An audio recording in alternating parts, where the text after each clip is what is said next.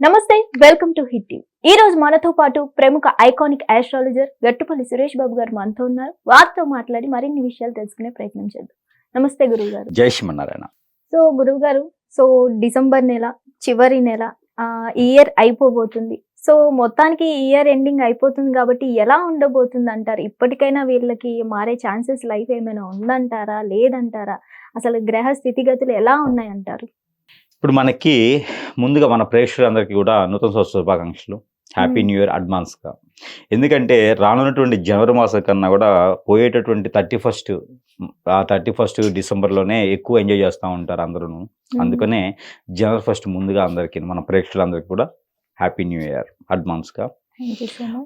ఇకపోతే మన ప్రేక్షకుల దేవుళ్ళకి అందరికీ కూడా జై శ్రీమన్నారాయణ.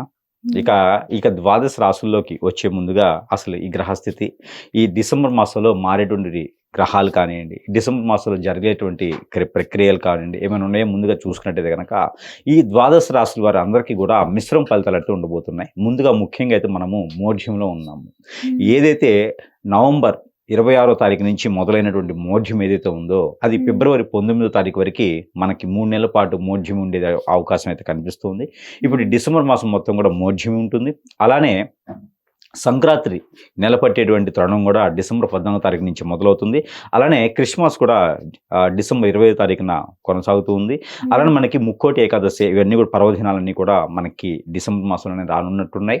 అందులోనూ ముఖ్యంగా డిసెంబర్ మాసం అనగానే ప్రతి సంవత్సరం కూడా లాస్ట్ మాసంగా మనం పరిగణలో తీసుకుంటాం ఇంగ్లీష్ నెలల ప్రకారంగా. అలానే ఈ డిసెంబర్ మాసం అనగానే అందరికీ గుర్తొచ్చేది ఏంటి అంటే కనుక 31st. ఈ 31st కోసం 30 డేస్ వెయిట్ చేస్తూ ఉంటారు మన ప్రేక్షకులే కాదు అందరూ కూడా. 31st ఎప్పుడు వస్తుందా అని 30 డేస్ ముందు నుంచి ఎదురు చూస్తున్నటువంటి అందరికీ కూడా నూతన సంవత్సర శుభాకాంక్షలు. ఇకపోతే దేవుడు ఏదైతే 31st ఉందో, 1వ తారీఖు ఉందో, లేకపోతే పర్వదినాలు ఉన్నాయో వీటిలోనే దేవుడు కనిపిస్తూ ఉన్నాడు. అలా కాదు, దేవుడు ప్రతిరోజు ఉంటాడు ఆలయాల్లోనే. మనం వెళ్ళేటప్పుడు వచ్చేటప్పుడు లేకపోతే మన సమయాలు కుదిరినప్పుడు ప్రతిరోజు ఆలయానికి వెళ్తాం, చాలా మంచిది.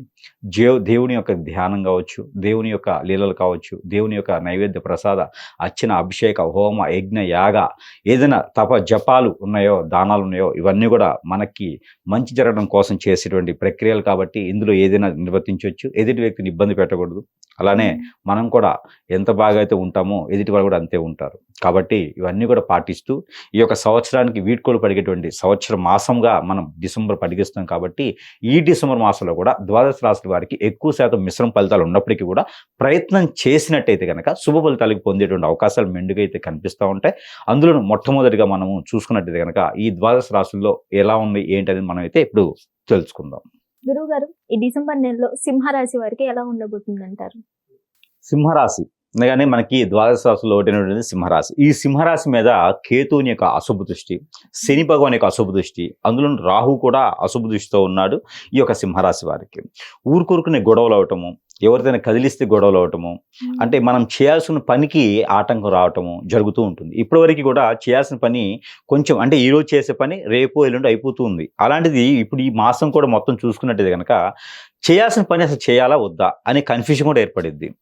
ఆ పనితో పాటు కన్ఫ్యూజన్తో పాటు అసలు చేస్తే ఏమవుతుంది, చేయకపోతే ఏమవుతుంది కూర్చుని దగ్గరే ఆలోచిస్తూ ఉంటారు. పని దారి పనికి వెళ్తుండేది, ఆ టైం దాటి టైంకి వెళ్తూ ఉండేది. అంటే గ్రహరీత్యా వీరికి ఏంటంటే అలాగ శోధిస్తూ ఉంటుందన్నమాట. ఈ యొక్క కేతువు కూడా ఇలానే ఏం చేస్తాడంటే పని అయినట్టే ఉంటుంది, పని కాదు. అంటే ఇక్కడ ఎక్కడా కూడా ఏమవుతుందంటే రేపటి రోజు బాగుండిద్ర బాబు అనుకుంటే ఈ రోజు గురించి ఆలోచించుకోవాల్సి వచ్చింది అనమాట. రేపటి రోజు మళ్ళీ ఇలానే ఉంటుంది, రేపు బాగుంటుందని ఆలోచించడం, ఇలా కాలం అయిపోతూ ఉంటుంది. మనం ఇక్కడ వెళ్ళిపోతూనే ఉంటాం. కాబట్టి మనం చివరిగా చూసుకుంటే ఏం ఉండదన్నమాట, మాసం కూడా అయిపోతూ ఉంటుంది. ఇప్పుడు మీరు ఇలా చెప్పారు కాబట్టి విని అప్పుడప్పుడు పని చేసేస్తే అయిపోద్ది అంటారా? అప్పటికప్పుడు చేయడానికి బియ్యం తినలేక అన్నం వండుకునే తినాలిగా. అన్నం వండుకునే టైం పడుతుంది. ఆ అన్నం వండుకున్నట్టు ఏదో పని రోజులు వెళ్ళిపోతూ ఉంటారు. అలానే సింహరాశి వారికి మాసం మొత్తం కూడా ఏంటంటే అనుకున్న పనులు కొంచెం టైం పట్టడం, అనుకున్న పనులు సాధించలేకపోవటం, అనుకున్న పనుల్లో ఆటంకాలు రావటం ఇవన్నీ కూడా జరుగుతూ ఉన్నాయి సింహరాశి వారికి. కాబట్టి వీరికి దేవుని యొక్క ధ్యానం కావచ్చు, దేవుని యొక్క అనురాగం కావచ్చు, దేవుని యొక్క కృపా కటాక్షలు ఖచ్చితంగా వీరి మీద ఉండాలి. అందుకని దేవునికి సంబంధించినటువంటి విషయాల్లో వీరు చాకచక్యంగా ఉంటే మంచిది. అలానే ఆలయ నిర్మాణం కానివ్వండి, అలానే ట్రస్టులు కావచ్చు, వృద్ధాశ్రమాలు కావచ్చు, ఇలాంటివి నిర్మించుకోవాలనుకునే వాళ్ళకి అయితే కొంచెం బాగానే ఉంటుందని చెప్పవచ్చు. అలానే వీరికి పొలిటీషియన్ రంగంలో ఉన్న వారికి, మీడియా రంగంలో ఉన్న వారికి, అలానే వ్యాపారం చేసుకునే వారికి కావచ్చు, అలానే జాబ్ వెసులుబాటు కావచ్చు, వీరందరికీ కూడా కొంతమేర అదృష్టం రాకపోవచ్చు డిసెంబర్ మాసంలో అని చెప్పొచ్చు. ఒకటే ఒక అదృష్టం ఏంటంటే నలుగురు కలిస్తే కనుక 31st రోజు ఎంజాయ్ చేసుకునే ఒక అదృష్టం మాత్రమే ఉంటుంది. ఏది డిసెంబర్ 31st రోజు ఎంజాయ్ చేసుకునే అదృష్టం అయితే ఉంటుంది.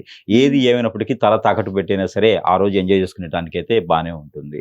ఇకపోతే వీరికి బ్యాంకింగ్ రంగాలు అనుకున్న వారికి అయితే కొంతమేర బాగానే ఉంటుంది. బ్యాంకింగ్ రంగాలు, ఫైనాన్స్గా వ్యాపారం చేసే వారికి, షేర్స్, మ్యూచువల్స్లో వ్యాపారం చేసే వారికి అయితే కొంతమేర బాగానే ఉంటుంది. కానీ అప్పు తీసుకొచ్చి పెట్టకూడదు. అప్పు తీసుకొస్తే మాత్రం కొంతకాలం తర్వాతనే అప్పు తీర్చేలా ఉంటుంది. దానివల్ల పొరుగు, ప్రఖ్యాత, హోదా, డబ్బు అన్నీ కూడా పోతాయి అనమాట. బాధ్యతలు, బంధాలు కూడా కొంచెం దూరం అయ్యేలా ఉంటుంది కాబట్టి అప్పు చేయడం మంచిది కాదు. ఇకపోతే సింహరాశి వాళ్ళు మగవారైతే కనుక భార్య మాట వినడం, అలానే భార్య అయితే కనుక మగవాడి మాట వినడం అయితే భర్త మాట వినడం లేకపోతే చేస్తే కనుక కొంతమేర అదృష్టం అనేది ఉంటుంది. ఎందుకంటే కనుక సింహరాశి వారికి ఇలా ఉన్నప్పుడు ఆ భార్య భర్త వేరే రాశిలో ఉంటారు కాబట్టి వారి అదృష్టం అనేది కొంచెం ముందుకు ఉంటుంది కాబట్టి వారి మాట వింటూ వెళ్తే కనుక బాగుంటుంది. అందులోనూ సింహరాశి అంటే బాధ్యతలు ఎక్కువగా ఉంటాయి, బంధాలు ఎక్కువగా ఉంటాయి. సింహరాశి వాళ్ళు ఇంట్లో ఎవరైనా సింహరాశి వారు ఉంటే వేరే వాళ్ళ గురించి ఇంకా ఆలోచించరు. వీరే అని చూసుకుంటారు కదా.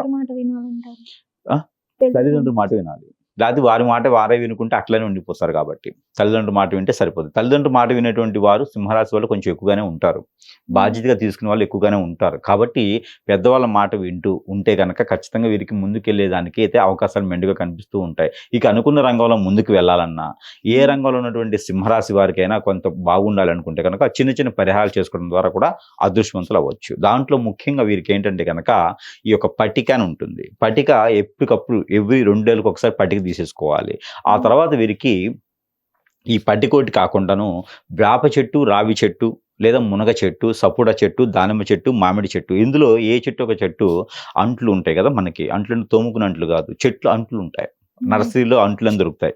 ఈ యొక్క చెట్టు అంటు తీసుకొచ్చి ఎక్కడైనా పొదలుగా ఉన్న చెట్లలో కానీ నాటుతున్నా, వాళ్ళ పొలాల గట్ల మీద నాటినా, లేకపోతే రోడ్డుకి విరువైపులు నాటినా, అశోకుడు చెప్పాను రోడ్డుకి విరువైపులు చెట్లు నాటమని. రోడ్డు మీద నాటితే అడ్డమవుతాయి కాబట్టి రోడ్డుకి విరువైపులను ఎక్కడో దగ్గర చెట్టు నాటడం అనేది మంచిది. నేను చెప్పినటువంటి 5 చెట్లలో ఏ చెట్టు అయినా సరే రోడ్డుకి విరువైపులు కనుక 2 చెట్లు నాటితే కనుక డిసెంబర్ మాసంలో వీరికి ఉన్నటువంటి గ్రహరీత్యా దోషాలు కొంతమేర వీరికి తొలగిపోయేదానికి ఆస్కారం, అదృష్టం ఉంటుంది. ఇంకోటి, ఒక రావి చెట్టు దగ్గర గురువారం రోజున రావి చెట్టు దగ్గర సాయం సంధి వేళలో మట్టి దీపం పెట్టాలి. మట్టి దీపంలో 2 ఒత్తులేసి కొబ్బరి నూనె పోసి దీపం పెట్టినట్టు వల్ల వీరికి ఉన్నటువంటి గ్రహరీత్యా దోషాలు, బుధుని గ్రహం కావచ్చు, గురువు గ్రహం కావచ్చు, శుక్రుని గ్రహం కావచ్చు, ఈ గ్రహ దోషాల నుంచి దూరం అయ్యేదానికి అవకాశం ఎక్కువగా ఉంటుంది. ఇంకా పెళ్లిళ్ళు కాని వారైతే కనుక అలానే నెల మొత్తం ఉండడం మంచిది అవుతుంది. ఎందుకంటే ఇప్పుడు మోడ్యం ఉంటుంది, డిసెంబర్ మాసం మొత్తం కూడా మోడ్యం ఉంటుంది. అలానే ఫిబ్రవరి 19వ తారీఖు వరకు మోడ్యం కొనసాగుతూ ఉంటుంది. 3 నెలల మోడ్యమే, ఆ తర్వాతనే పెళ్లి ముహూర్తాలు ఉన్నాయి.